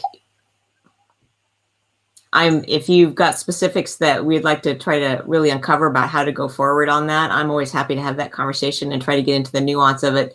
The committee that actually looks at that and reviews that has the data on it. So I don't have anything, I guess, to add. Do you guys have any more? Did you have any conversations on the Senate side? I know what I had heard on the House side was it didn't meet, like they had some 4 priorities around, things that they were really focused on this session in terms of COVID and equity and stimulus and relief. And they didn't feel it fell into those 4 buckets. I think the issue's been around the whole time. Ever since we legalized marijuana, this issue's been around. I think we're going to get there in some shape or form of allowing home grow at some point in the next few years. I think it'll probably be very limited of what they allow it to be, but I definitely think that it'll end up getting there at some point. But it has been a bill that has been challenging to the finish line. Yeah, and just I want to add a little bit to what Senator is saying. We definitely had an interesting approach this year. We haven't talked about it, but we're all virtual and doing our work a little differently, and worried about how much we could get done in a normal session with everything we had to do. And so we definitely had some priority bills that we were definitely work on dealing with COVID, recovery, equity, and social justice and police reform. And those are big issues, and you can imagine, and working through them, from a virtual standpoint without those face-to-face meetings, it slowed things down. But I think we did really well. We got a lot of bills halfway through. We got a lot more done than we thought. So we'll keep working on those and keep pushing them. And the good news is that things that quote unquote die this session, maybe they don't officially, they're still on the books for next year. They can be revived and run again next year as we get those too. So they don't have to start over from scratch. Anything that started this year can continue next year. So they're half started, at least, and nothing else. I see that the comment trail that the bill died in appropriations. So yeah, I think that was kind of where the gate was on the House priorities of what they were trying to pass through and what they're willing to move forward on those 4 topics. So I appreciate you bringing that up. All right. Next, we are going with Brett, who sent a question via the survey. And he's asking, can you please explain what you are doing regarding protecting workers this session? I can start on some of the bills on the Senate side. I think there's one around just through the end of this pandemic that, if you end up getting COVID through work, that you have extra access to healthcare protections through our state's workers' comp system. So I think that's one that definitely is sitting on the House side at this moment. And I think there's always been a focus with the federal dollars as we send out the federal dollars that come into our state to make sure we're trying to support workers as much as possible. And I think that's been the case before session started, and that federal dollars we allocated during session also went down a very similar path. Yeah. Yeah, go on. Yeah, so a lot of that is kind of short term and long term. We were trying to protect our particular essential workers, our healthcare workers, and getting some things going that way. Long term, we're working on legislation that gives workers, particularly ones that have a lesser voice, the ability to have that voice and folks to stand up for them. I forget my bill numbers now. There's too many of them to keep straight, but definitely giving more of rights for workers to stand up for themselves or their coworkers that maybe can't, because if your job is threatened, if there's a situation where you feel threatened in the workplace because of a situation maybe isn't safe to work there, you want to improve the safety of the working environment or some other reason. But when you're making minimum wage or slightly above, and that job is everything to you, you don't make waves. You don't bring up those issues sometimes. So we're trying to hopefully make that easier for folks to bring up those issues, correct them before they are a problem, and be able to fix that and move on down the road and have a stronger voice for workers, particularly those that are fearful to bring too much to light and risk losing their job, which is just absolutely essential to them. Okay. Next, Joe Johnson is asking, what are the next steps the legislature is taking to provide all citizens with quality, affordable health care? I can speak on the Senate side. We did have an update. We call it Cascade Care. It was basically the public option bill we had passed 2 years ago. I do say to people when we have discussions on universal health care, but I think one of the challenges you have in Olympia is you move on to the next thing before you've actually successfully got the bill you passed that was the first step up and running effectively. And to me, our state being the first state to pass a public option, we do have a Senator Frock bill this session that has left the Senate. It's in the House, and it's around providing extra subsidies for people who are on the individual market to make the rates more affordable, provide better coverage. It's a very comprehensive, well thought out bill. I was proud to support it, but I am definitely focused on saying making our public option actually effective and get it up and running and more people able to utilize the savings from it should be our primary focus the next couple of years. Okay, next. I think this might be for the senator. I'm not sure. Can you explain your transit-oriented development bill to someone who likes transit and development, but doesn't understand what the bill does? I definitely can. It was, and I think Rep. Ramos would appreciate this from his time. We were both on the Issaquah City Council. A lot of times, CEPA review is a big, for one, it's an expense, and two, it's a big potential delay in the process. So this creates a state grant where the city could apply to do CEPA for the 1 mile around their transit zone. And if those grants would basically make it easier to attract people to build housing that's affordable in those areas, because for one, they don't have to pay for their own CEPA review anymore. And two, the risk of a huge timing delay from that process, from the EIS environmental, review process, is removed. And so that bill isn't going to solve all the problems. It's a $10 million grant in the capital budget, but it could fund 30 to 40 different type of CEPA reviews around transit hubs throughout our state, which hopefully, if that were to pass, would get a lot more, private dollars to try to build affordable housing in our state as we make our substantial public investment. Okay, we have now a question on B&O tax. Okay, my wife and I are self-employed. Our business lost money this year, yet we still have to pay B&O tax. If we were employees, we would not be paying B&O tax. Would you be willing to support a bill to eliminate B&O tax for small businesses who grows $1 million or less per year?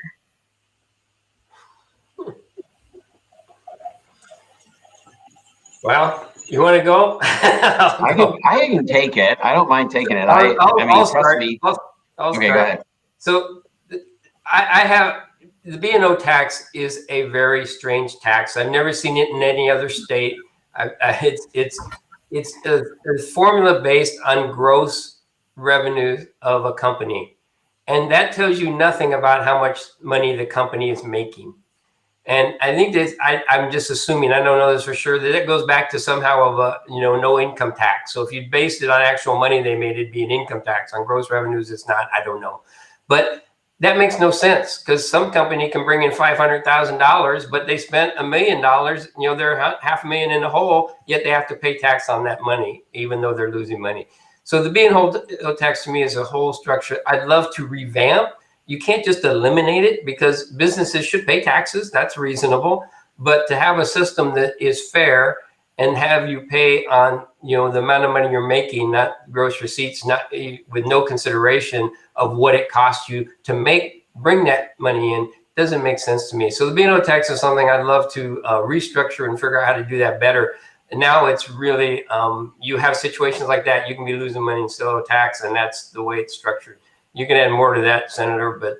Well, yeah. And one bill, I think in that regards, that was really important that we passed was for the businesses that received the Paycheck Protection Program money from the feds, they were going to get charged B&O tax on the Paycheck Protection, loans and grants. And so one of the bills that both the Senate and the House have already passed, the governor's already signed that bill, is to make it clear that we're not going to charge B&O tax in that space. And I know the frustrations. The first couple of years you open a restaurant, it's just not profitable, but you're paying B&O tax in those first couple of years. But I think the challenge in my time in Olympia has been, you're going to eliminate the B&O tax, you have to replace it with something else. And sometimes people like the devil they know more than the devil they don't. And we've never made a ton of progress in that space, because you can't you need the tax revenue. And if you get rid of that tax, you have to come up with the revenue somewhere else. And then wherever you're getting that revenue from is not an easy process to get agreement on. So that's the reason I think we've had it around, and it's not a great system, but if it's not an easy one to fix either. I think that let me add that I think the underlying all of this, right, is you're paying the B&O tax and the hit and the loss that you took because of the pandemic and the loss in the business. I mean, I'm still very hopeful that the budgets that come out will have some, and then of course the federal relief dollars coming in, and how we are able to allocate and spend those will continue to bring some relief, especially to our small business owners, because whether it's your B&O tax or your licensing fees or your ability just to, try to figure out the fluctuation in the business coming in and out of your door, all of that is just, it's been it's crazy to figure out how to even survive. So I think we all have heard this loud and clear on all levels of business. And so I think that that's part of the bigger question, right, around the B&O tax, besides the fact that the B&O tax completely needs to be reformed. Yeah. All right. There are several questions about the Blake decision. So if one of you could just briefly talk about that and also say what the Blake decision is for those who don't know. Yeah, I mean, this was a Supreme Court decision that came out in the middle of session a couple weeks ago that said drug possession is now legal in the state of Washington, all drugs, all quantity. The thing they were trying to get at is the idea that it's completely unfair to have someone go to jail if they had no idea they were in possession of drugs. So the idea of like somebody thought they were in trouble with the law and they hid the drugs at their friend's house, and then their friend gets in trouble and goes to jail for that. That's what the Supreme Court was saying doesn't make any sense. So they struck that from the statute. When they did that, all drugs became legal in the state of Washington. They have been for 2.5 weeks. I don't know, most people, I know my staff at my restaurants aren't fully aware of that. So I don't know how much we want to publicize it, to be honest. But I did sponsor a bill in the Senate to put the word knowingly in the statute to clarify that that's what I think was the idea, that if you're knowingly in possession, it should be illegal. I think the middle ground to me is when you are past policy cutoff, you have to have a bipartisan solution on these things. And I think the bipartisan solution, because you have to suspend the rules to pass a bill after policy cutoff, and we're past policy cutoff. And I think the bipartisan solution is to put something in place before we leave town on April 25th to make sure that just all drugs aren't legal, but to have that sunset. And I think if you put a sunset clause on my bill, you know, whether that was in June of 22 or June of 23, that would be a forcing mechanism to come up with much smarter drug policies in the state of Washington. I don't think we're going to be able to get that complicated idea, like similar to what Oregon did. We're not going to be able to figure all that out by April 25th. So I'm hoping that we put something in place so we leave town without saying all drugs are legal until we come up with a new plan. But we can definitely sunset that as a forcing mechanism, that the legislature should come up with smarter policies around drug possession in the state. And I think we could do it. We have several questions around the issue of homelessness and housing and evictions. So I understand that the House passed a bill to prevent evictions. Can you talk a little bit about that issue? Do you want to go? Or you want me to start? So the bill that we passed was around just cause evictions. So there's it outlines and denotes the specific reasons for a reason for an eviction, especially as we start to hopefully at some point get rid of the moratoriums on evictions and we actually can start to get back into cycles of life. We want this slew of evictions that can start to happen that aren't related to reasons that are normally acceptable reasons for. So in working with partnerships with the various landlord groups, I think there are some that are in favor, some that are not, depending on, the range and spectrum of those that came to the table on it. But certainly from the House perspective, and was voted off the floor and moved over to the Senate, the just cause makes it very, it outlines the very specific rules around when you can evict somebody and for what purposes and for what reasons. So it gives some protections around somebody just not liking you deciding you want to do, or if you want to like even sell the property and do something, then there's some notice requirements around that and being able to do that so that we don't put more people into homelessness. And to add to that is, what we have going on with the eviction moratorium, that was a very good thing to keep people from going homeless all of a sudden. We would have had a much more serious problem on our hands if we hadn't done that. But when you do that, you just change the natural flow process of things. And some people are way behind on their rent now, right? And so we have created a problem that we have to figure out how to fix. And there has to be a way to try to make landlords whole. I mean, they deserve their rent. Renters, we're trying to give them a hand so that they don't get forced into homelessness because all of a sudden they lost their job because of a pandemic. So it is up to us to try to work what they call a runway or a glide path into how, with some of the stimulus money we're getting, some of the federal money and some of the other things that we can help transition back to a regular, rental business so that it works. And that's not going to be easy. Some folks might have thought that the eviction moratorium was a rental moratorium. It didn't take away the money they owed. It just postponed them from getting evicted for not paying it. So we have to figure out how to get their repayment system in for those folks that are behind and still need a hand. Some folks are starting back to work and they're getting back on their own. And we got some good landlords that are working out payment plans with them. And some of those things are happening. But some folks aren't as lucky to have such a good working relationship between the landlord and the tenant. And they're going to need some help from us to try to keep. The last thing we want is get more homeless people because they got evicted because of this pandemic. That's the last thing we want as a society. So how do we make that work better and still keeping the landlord-tenant relationship whole and the business whole? We do need landlords to have rental property so people can rent it. So we need it's a circle that needs to fit all together, and we're working on those how to put something together on that now. That hopefully we'll have some better details as we get towards the end. Well, yeah, you had House Bill 1236 was the Just Cause bill Rep. Callen was referring to. The Senate bill passed 5160, and Senate Bill 5160 lays out, to Rep. Ramos's point, says when the eviction moratorium is over, which may be April 1st, that landlords would have to offer payment plans to their tenants, and they take that payment plan, they cannot be evicted.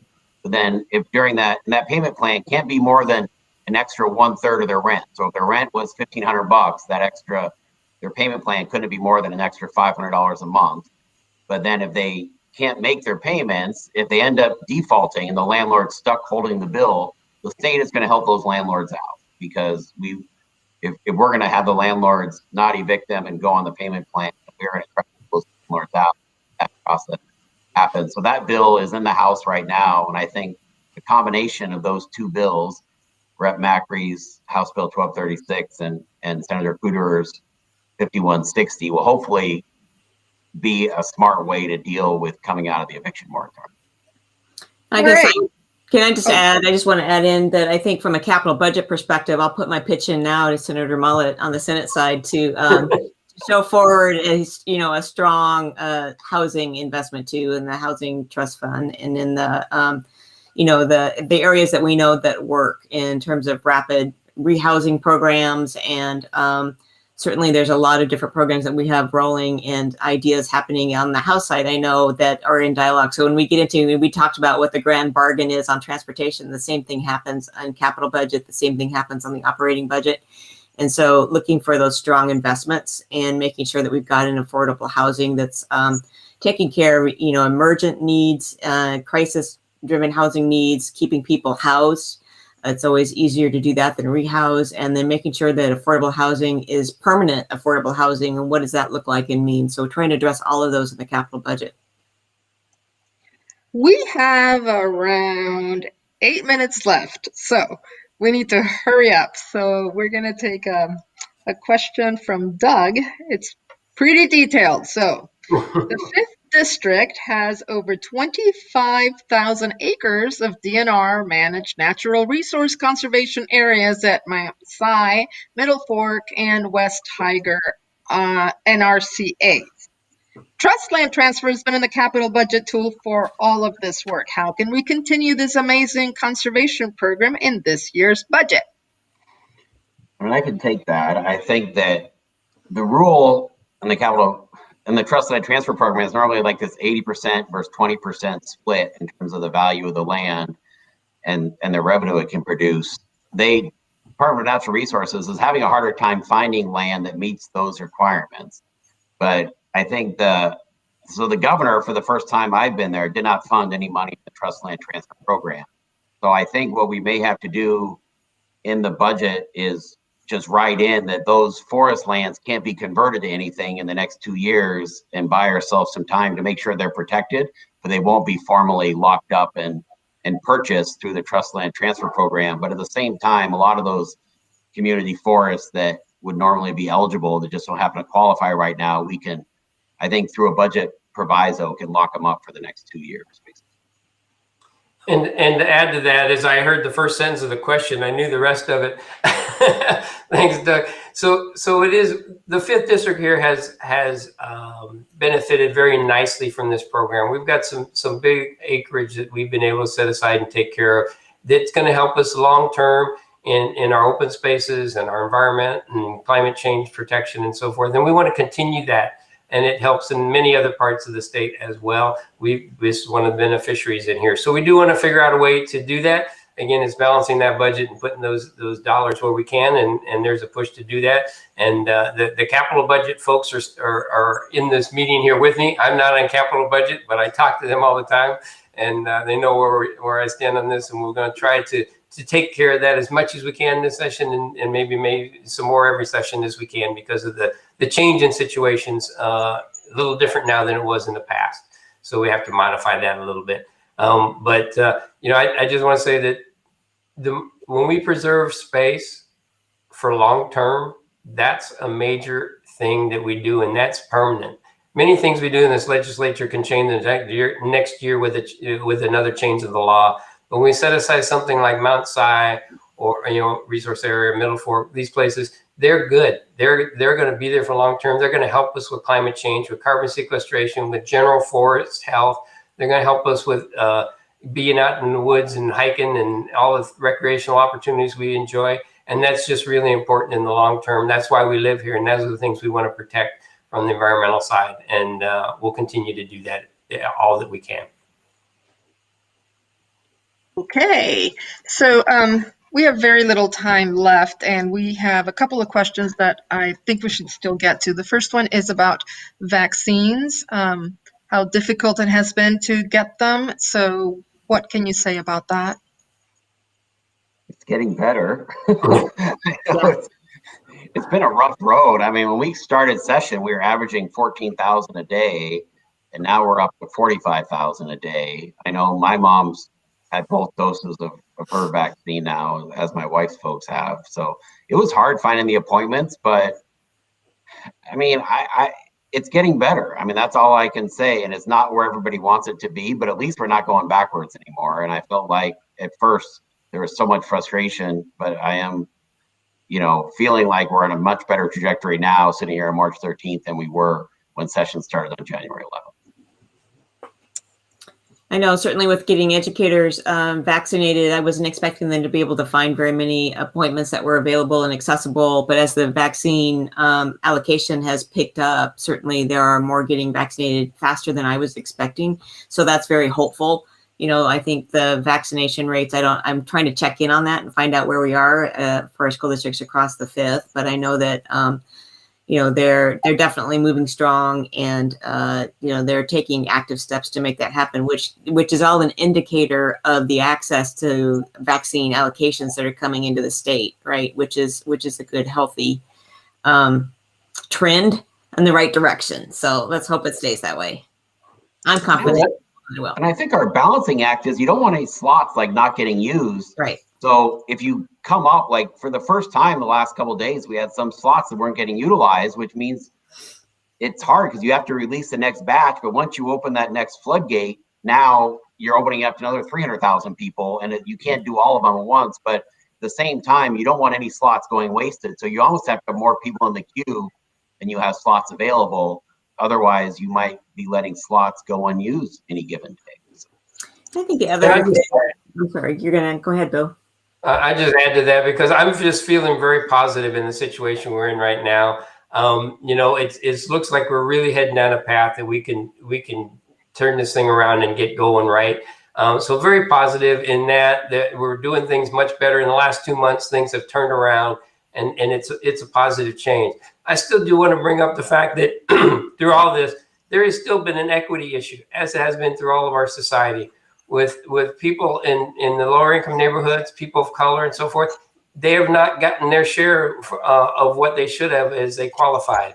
And that's a big deal because it continues to show the problems in our society of who gets what when. And that's one of the things I'm working on constantly, as we all are, equity and getting things we need. I hear about when some of the vaccinations to more folks, they went down to clinics that were focusing on people of color and getting their neighborhoods done. And then we had a bunch of people kind of overflow their area and didn't get the shots they deserved again. So we're trying to balance that out as I'm working in transportation, natural resources, whatever, always trying to figure out how to take care of all of us in an equitable way. And this is one area that, again, the pandemic showed that the inequity in our society and how we're trying to balance that in everything we do. And I'd love to talk more about the equity we're trying to put in the transportation package, but we'll have to do that another day because we're running out of time. But just know that we're all working on that with a big focus in everything we do. We're trying to look at that and see what difference we can make in changing those societal norms. Yeah, see, that was the question. It was about transportation and equity. So if you can talk really briefly about that. The transportation equity is the transportation package we put together. Representative Valdez and I have worked really hard to put a full equity focus on transportation, which has never been done before. Transportation has always been, let's build the road here. Who cares who lived there before? What happens to the neighborhood after you build it? Whatever. We spent 90 listening sessions bringing everybody to the table, communities that had never talked about transportation policy before. How do we bring them to the table? How do we affect those change? Bring projects back to their neighborhoods that have been impacted by previous transportation projects and help out those neighborhoods that have been dissected by major roads and then suffer the air pollution from those transportation projects. So trying to bring that picture in, I can talk all day on this. I'm wrapping it up as quick as I can, but I'd love to talk more. Anybody has questions, let me know, and know that what we're doing in this House proposed transportation project has more of an equity process to it than any other has in the past. Thank you. All right, so we are pretty much out of time. You will have a chance to say some closing words, but before we do that, I just wanted to let people know that thank you so much for being here and making this a success. Also, U.S. News released their states ranking, and in case you haven't heard, Washington is at the top for the second year in a row. So there's that. Okay, so let's start with closing remarks. Senator? Yeah, I just thanks everyone for being here. And next year, I am very optimistic we'll be able to do these in person once again. Definitely looking forward to doing it in person, and definitely, we still have half the session to go. So continue to reach out to our offices. Make sure you stay connected with us. I know that we've been very engaged. I know I have been with constituents on the issues that you brought forward, and want to make sure that we're staying connected and in touch. And I saw in the chat, some have more details to share, all of that. I highly value that and greatly appreciate your time, spending your energy, and bringing your questions to the table today. So thank you all for that.